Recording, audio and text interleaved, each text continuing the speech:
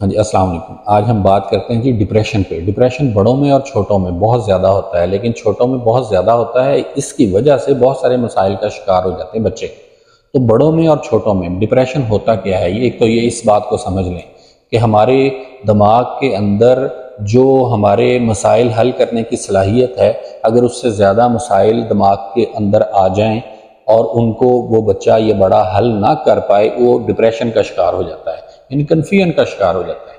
اور بچے چونکہ جو بڑے ہوتے ہیں وہ ایٹ اے ٹائم 10 مسئلے حل کرنے کی صلاحیت ہوتی ہے ان کے دماغ میں۔ عورتیں اس سے کم، یعنی 8 مسئلے کہہ لیں، 7 مسئلے ایٹ اے ٹائم حل کر سکتی ہیں۔ بچے کے اندر یہ صلاحیت بہت کم ہوتی ہے، یعنی چھوٹا بچہ ہے، اس کو 2 مسئلے پہلے ہیں، تیسرا مسئلہ یعنی پیرنٹس نے اور ڈانٹ دیا، یعنی ایک بار وہ اسکول کا کام نہیں کر رہا یا اسے یاد نہیں ہو رہا اور ہم اوپر سے اس کو ڈانٹ بھی دیں، تو یہ تیسرا مسئلہ ہم نے اس کو درپیش ہو گیا، تو وہ پہلے ہی پریشان ہے، ڈپریشن کا شکار ہے، اور جیسے ہی ایک تیسرا مسئلہ آ گیا اور ڈپریشن اس کی بڑھ گئی۔ تو ڈپریشن سے دماغ کی کام کرنے کی صلاحیت کم ہو جاتی ہے، بچے میں ہو، عورت میں ہو یا مرد میں ہو۔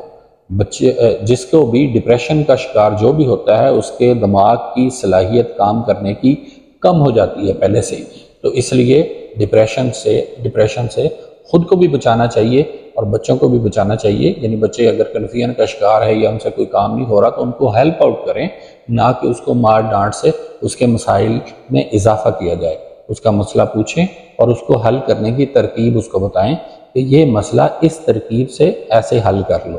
کوئی بچہ ٹھیک لکھ نہیں رہا تو اسے آپ صرف ڈانٹ دیں گے تو وہ اس سے ہینڈ رائٹنگ ٹھیک نہیں ہوگی، بلکہ اسے پکڑیں کہ بیٹا یہ صحیح طریقہ ہے، آپ کا ہاتھ رکھنے کا طریقہ ٹھیک نہیں ہے، آپ کا پینسل چلانے کا طریقہ ٹھیک نہیں ہے، یعنی اس کو پوری بات بتائیں، سمجھائیں، تو وہ بچہ ڈپریشن کا شکار نہیں ہوگا، اس کے کام کرنے کی صلاحیت اس کے دماغ کی وہ اور بہتر ہوگی۔ لیکن اگر ہم اس کو کنفیوز کر دیں گے، ماریں گے، ڈانٹیں گے اور پھر ہم اس کو کوئی چیز سکھانے کی کوشش کریں گے تو اس طرح وہ نہیں سیکھیں گے۔ بڑوں کے اندر بھی ڈپریشن کے بہت سارے مسائل آ رہے ہیں اور ان کی بہت بڑی وجہ جو ہے وہ بہت زیادہ پریشانی ہوتی ہے، یعنی ہم بلا وجہ، یعنی چھوٹی چھوٹی باتوں پہ ہم بہت سارے مسائل اپنے اندر جمع کرتے رہتے ہوتے ہیں اور ان کو حل کرنے کی کوشش نہیں کرتے۔ اگر ہم ڈسکشن سے، ایک دوسرے کے ساتھ بات چیت سے اپنے مسائل حل کرنا شروع کر دیں تو ہم ڈپریشن سے بچ سکتے ہیں۔